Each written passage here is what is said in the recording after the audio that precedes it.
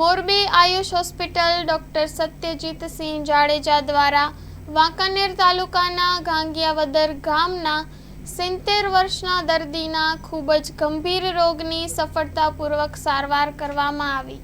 Story report by Himanshu Solanki, Morbi. મારું નામ છે ડોક્ટર સત્યજીત સિંહ જાડેજા। હું એમડી મેડિસિન કન્સલ્ટન્ટ ફિઝિશિયન અને આઈસીયુ સ્પેશિયાલિસ્ટ તરીકે Ayush super speciality hospital Morbi ખાતે કાર્યરત છું। હવે મારે એક સ્ટોરી કહેવાની છે કે જે એક 70 વર્ષના બાની છે। ગયા શનિવારે રાત્રે 12 વાગ્યા આસપાસ એક 70 વર્ષના બા આપણી પાસે આવ્યા। એમને છાતીમાં દુખાવાની સાથે શ્વાસ લેવામાં તકલીફ થવી, ગભરામણ થવી જેવી અનેક તકલીફો હતી। આપણે એમના વાઇટલ્સ લીધા। વાઇટલ્સમાં એમનું ઓક્સિજન 70% હતું, એટલે એમને ઓક્સિજનની નળી ઉપર રાખવા પડ્યા। એ ઓક્સિજનની નળીમાં એમને 12 લીટર જેટલા ઓક્સિજનની રિક્વાયરમેન્ટ ત્યારે હતી।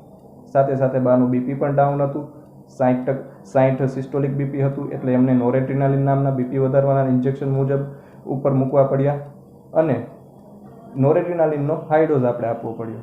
સાથે સાથે બાનો આપણે ઇસીજી કરાવ્યો। ઇસીજીમાં હૃદયનો હુમલો હોય એવું જણાતા આપણે ટ્રોપોનિન નામનો રિપોર્ટ કરાવ્યો। એ રિપોર્ટ પોઝિટિવ આવતા ફાઇનલ થયું કે બાને હૃદયનો હુમલો આવેલો છે। સાથે સાથે બાને ચેસ્ટ એક્સરે કરાવ્યો। ચેસ્ટ એક્સરેમાં પણ ન્યુમોનિયા હોય તેવું જણાવ્યું, એટલે બાના ફેફસામાં પણ ઇન્ફેક્શન પ્રસરાયેલું હતું। હવે બાને આપણે આઈસીયુમાં દાખલ કર્યા। રવિવારે બીજા દિવસે બાને ઓક્સિજનની રિક્વાયરમેન્ટ જેમ હતી એમ રહી, નોરેડ્રીનાલિનનો હાઈ ડોઝ આપવો પડ્યો અને જે ફેફસામાં ઇન્ફેક્શન હતું એના માટેની એન્ટીબાયોટિક્સ બધી આપી અને જે એમનો હૃદયનો હુમલો હતો એને લોહી પાતળું થવાના ઇન્જેક્શનને એ બધું આપણે સ્ટાર્ટ કર્યું। બીજે દિવસે સોમવારે બાને ઓક્સિજનની રિક્વાયરમેન્ટ નીલ થઈ ગઈ। કોઈ પણ જાતના ઓક્સિજન વગર બાનું ઓક્સિજન 97% કે 98% જેટલું રહેવા માંડ્યું।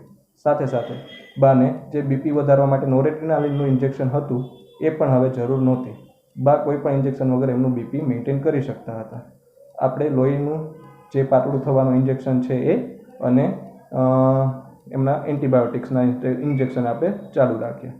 હવે એમની હૃદયની સોનોગ્રાફી પણ કરાવી। હૃદયની સોનોગ્રાફીમાં જણાયું કે બાનું હૃદય ખાલી 30% કામ કરે છે, જે નોર્મલ લોકોમાં હૃદય 60% જેટલું કામ કરતું હોય છે, એટલે બાનું હૃદય 50% નબળું પડી ગયું હતું। સાથે સાથે બાના હૃદયના ધબકારા અનિયમિત થઈ ગયા વચ્ચે, એટલે બાના હૃદયના ધબકારા નિયમિત કરવા માટે એના પણ આપણે ઇન્જેક્શન અને દવા ચાલુ કર્યું।